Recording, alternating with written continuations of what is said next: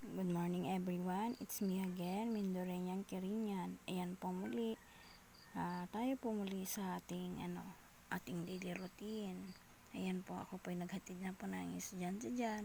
At yun na nga po, sa paghatid ko po ng estudyante, may nangyaring hindi po maganda na nagpapasalamat po kami at hindi po kami nadamay. At yun na nga po, hanggang ngayon nandito na po tayo sa paglilinis at sa time po na yan hindi po okay yung aking pakiramdam, parang ang bigat-bigat po na hindi ko maintindihan.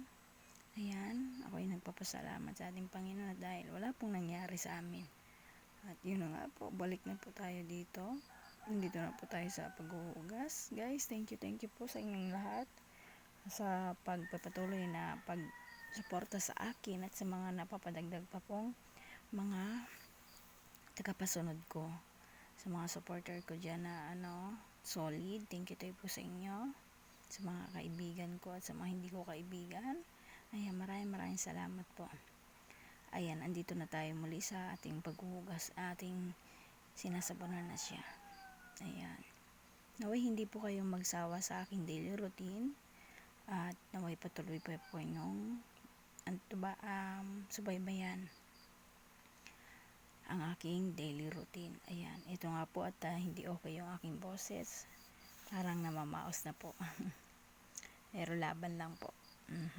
At ayun na, tayo ay magbabanlaw na po.